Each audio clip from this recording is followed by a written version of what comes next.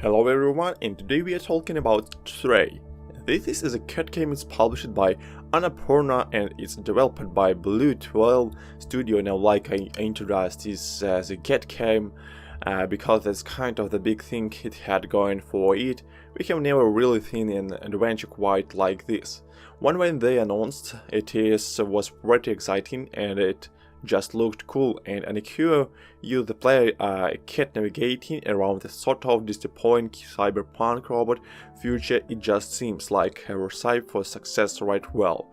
This is actually a super simple and short adventure, one that left me feeling a little bit empty in spots, but I still think it's worth experiencing. There's some real good magic to this one, but I say that only if you are into this type of thing, this type of game that I will be describing in this video.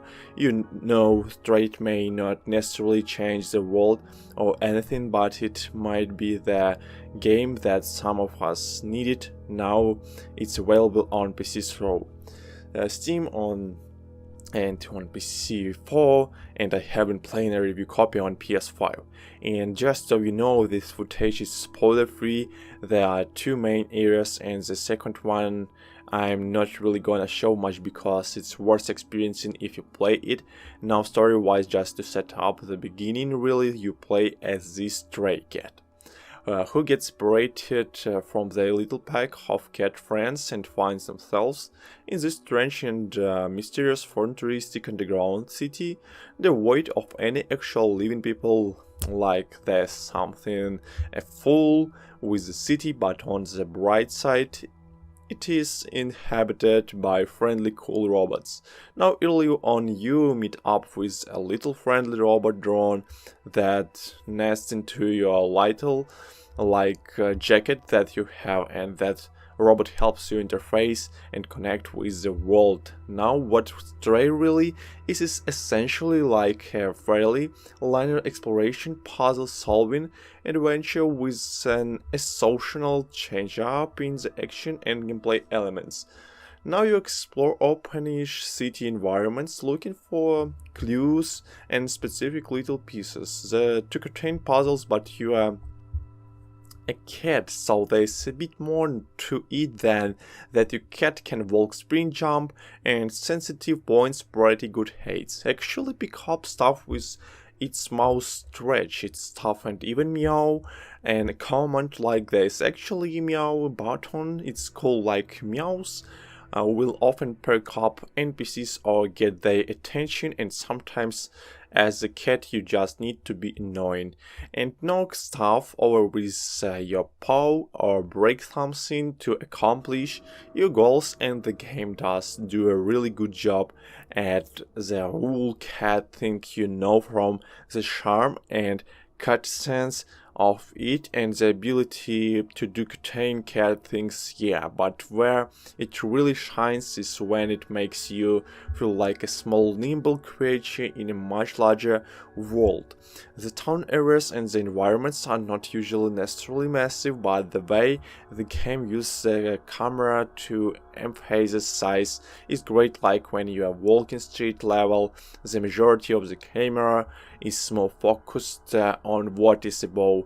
Like a little cat on the ground looking up. You're probably so used to seeing bars over like a barway or bars over a window that you just assume you cannot walk through it until you realize, you are a cat.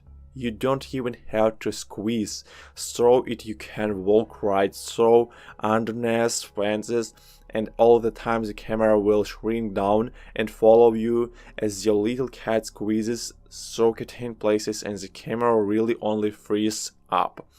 When you get up high, you know the verticality and interactivity of some of the areas is really fun to have your cat very realistically animated. I might add like wind up and jump up to a high ledge and you work your way up a fire escape up to the rooftops. That's where it's the most fun, figuring out how to get around. It's really simple, so keep in mind like you're basically clicking a button, but it's still satisfying because the cat moves swiftly, makes noises, and generally it's just fun to exist in its shoes or paws. I don't know, the environments themselves are really well designed and direct you to really warn not poking around everywhere. Like, even if there's not a ton of stuff to collect in one area, you are collecting contain things for a robot, and throughout the game you are collecting little memory bits for a drone friend. Not much, but even if you explore a hidden corner and come up empty, at least you hopped up somewhere as a cat and knocked over some bottles, and it was funny. Sometimes sympathy is good, and I mean it when I say the game is simple like this. It's not Uncharted 3 or like Grand Theft Auto, but with a cat. It's more like Inside or Limbo, but a little bit more open now, similar to those types of experience games. I also finished it in 4.5 hours. That was with so many fun, and this game is so beautiful in graphical and sound is so perfect.